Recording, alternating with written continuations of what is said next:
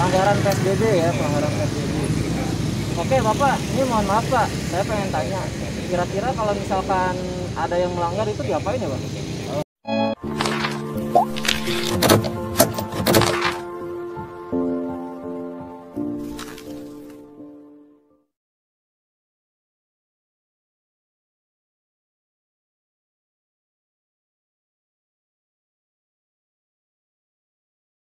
Assalamualaikum anak-anak. Nih sekarang kita lagi ada apa PSBB ya. Jadi ada razia PSBB sih sebenarnya. Jadi di sini tuh programnya kelurahan ya, program kelurahan. Jadi program ini dicanangkan untuk mencegah ya, untuk mencegah COVID-19 ya. Biar lebih biar nggak meluas lagi. Nah, jadi COVID-19 itu dicegah ya. COVID-19 dicegah ya. Siapa sih yang dari yang mau kena penyakit itu pasti kita nggak mau semua kan, makanya harus dicegah, penyakit itu harus dicegah. Nah gimana cara mencegahnya? Mencegahnya salah satunya adalah ya dengan cara 3M ya, yang salah satunya itu adalah memakai masker. Nah di sini tuh jadi lagi ada razianya nih, jadi setiap orang itu harus memakai masker ya, memakai masker. Masker itu dipakai untuk menghindari dari COVID-19 tersebut. Oke, nanti Bapak juga akan wawancara salah satu petugasnya. Mudah-mudahan nanti kita bisa dapat informasi dari situ. Yuk, kita wawancara. Ya, bismillahirrahmanirrahim anak-anak. Nah, di sini Bapak lagi sama Bapak Isyap ya dari Satpol PP Kebun Jeruk. Nah, dalam pertemuan kali ini insya Allah Bapak pengen tanya jawab nih sama Bapak Isyap nih tentang pelanggaran PSBB ya, pelanggaran PSBB. Oke Bapak, ini mohon maaf Pak, saya pengen tanya, kira-kira kalau misalkan ada yang melanggar itu diapain ya Pak? Kalau melanggar itu ada 2 sanksi. Sanksi pertama membayar administrasi sebesar 250.000.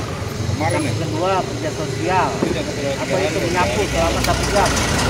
Jadi yang pertama itu si pelakunya dia harus yang melakukannya harus membayar 250.000. Ya. Kemudian dia juga menyapu jalan kerja sosial. Kemudian kalau misalkan dia nggak mau melakukan itu gimana Pak?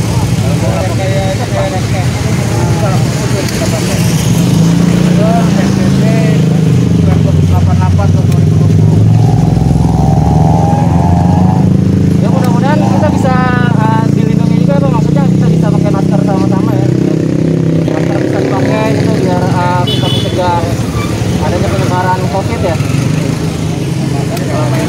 Warga maupun masyarakat harus wajib memakai masker keluar rumah. Dari keluar rumah kita wajib memakai masker karena masker itu untuk pelindung. Nah jadi gitu tuh anak-anak ya, masker itu harus dipakai ya, kita harus memakai masker ya, kita harus memakai masker dan masker harus dipakai, jadi bukan di dagu atau di pala ya, tapi harus di hidung biar kita menghindari adanya droplet atau kandungan-kandungan yang bisa menyebar ya. Ya mungkin itu aja Bapak wawancaranya. Terima kasih Pak atas waktunya Pak. Assalamualaikum warahmatullahi wabarakatuh. Masih ada Pak. Melihat video tadi ya, video tentang observasi di lapangan tentang pemakaian masker ya. Pemakaian masker, razia masker. Nah di situ Bapak itu melakukan pengumpulan informasi dengan 2 cara ya. Yang pertama adalah observasi secara langsung. Jadi informasi itu didapatkan melalui 2 cara. Yang pertama adalah observasi, artinya melihat langsung ke lapangan, maksudnya di lapangan sini bukan lapangan bola tapi tempat kejadian, dan melakukan interview atau wawancara dengan orang yang terlibat dalam yang kita mau gitu, yang objek yang kita sedang teliti.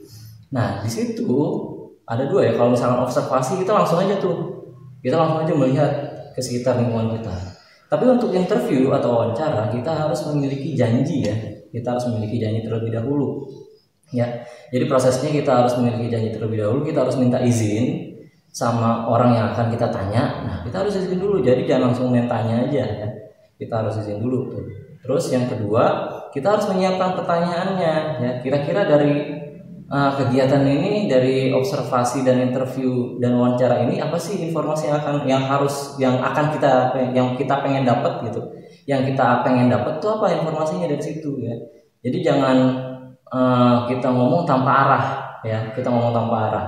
Kalau masalah PSBB tadi, Bapak pengen tahu kira-kira ini tujuan dari razia masker itu apa? Ya, makanya kita tanya di situ. Kemudian ya, kita pada saat menyusun laporannya itu kita harus punya judul. Ya. Judulnya apa?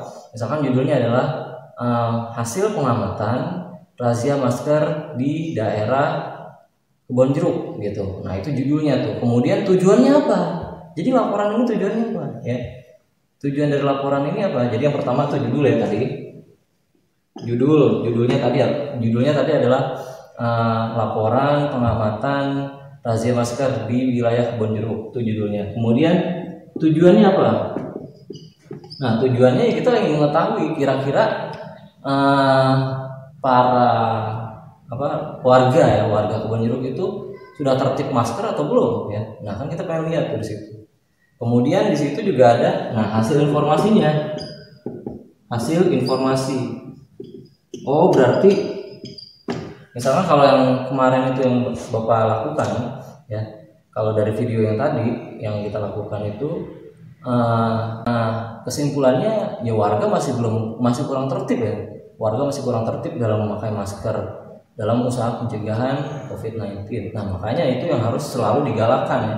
Harus selalu digalakkan dan pemerintah berusaha mengiklankan ya, mempromosikan atau menginformasikan warga dengan menggunakan baliho-baliho, dengan menggunakan kalau misalkan tadi yang kita lihat itu ada juga ya X-banners ya untuk razia masker tadi. Oke, itu untuk laporan kegiatan ya, untuk laporan kegiatan yang kita lakukan. Jadi laporan kegiatan itu bisa didapat dengan dua cara, yaitu interview dan observasi. Interview atau wawancara dan observasi adalah melihat secara langsung gitu ya. Nah, kemudian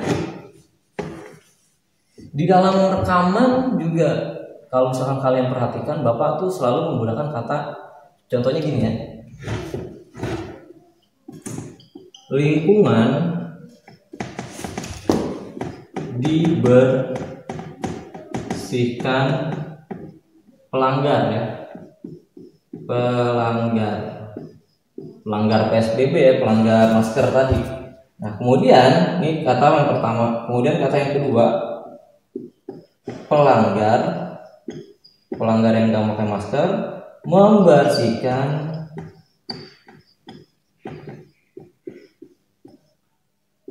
lingkungan.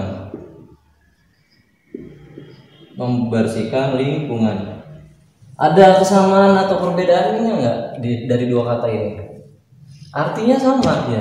Lingkungan dibersihkan pelanggar membersihkan lingkungan. Jangan terbalik. Misalkan lingkungan membersihkan pelanggar, ya itu kata-katanya sama. Nah di sini Bapak ingin menjelaskan lingkungan dibersihkan pelanggar. Ini berarti kata-katanya pasif. Pasif, maksudnya pasif gimana? Lingkungan di sini objek ya, dia objek. Apa yang dibersihkan? Lingkungan. Nah, kalau misalkan kalimat pasif itu diawali dengan objek, kemudian kata kerjanya itu pakai di, ya, dibersihkan. Pelanggar di sini sebagai subjek yang melakukan, gitu. Ini kalau kata pasif. Kemudian di sini sebaliknya, ya, ini disebut kalimat aktif. Kenapa kalimat aktif? Karena subjek, pelanggar ini sebagai subjek, itu dia sebagai pelaku ya, membersihkan lingkungan. Nah, ciri-cirinya pakai kata me, ya. Di kata kerjanya ada kata me. Kalau di sini yang pasif di sini me. Pelanggar membersihkan lingkungan, ya, seperti demikian. Contoh lagi misalkan bola ditendang oleh Ahsan. Nah, bola ditendang oleh Ahsan. Bola sebagai objek ditendang pakai di karena dia kalimat pasif oleh Ahsan, ya. Jadi di situ Ahsan sebagai subjek. Sebaliknya, ya, misalkan Ahsan menendang. Nah, itu kalimat pasif aktifnya gitu. Kalimat aktifnya adalah Ahsan menendang, diawali dengan menendang bola. Nah, di sini Ahsan secara aktif. Ya, jadi selain tadi kita mempelajari laporan ya, kita juga mempelajari penggunaan kata aktif dan pasif. Jadi kalau pasif itu dia objeknya di depan, kemudian ada kata di. Kalau yang aktif subjeknya di depan dan menggunakan kata me. Nah, anak-anak nih ya, salah satu yang nggak pakai masker tadi sih ya. Jadi sanksinya berupa ini nih. Kalau tadi kata Pak Isyaf itu sanksinya ada 2 ya. Nah ini dia milih sanksi yang kedua. Yang pertama tuh kan tadi bayar uang. Nah ini dia harus menyapu ya, harus membersihkan lingkungan sebagai bentuk dari bentuk dari sanksinya ya. Nah sapu jalanan disapu ya, jalanan disapu itu sebagai bentuk saksi ya.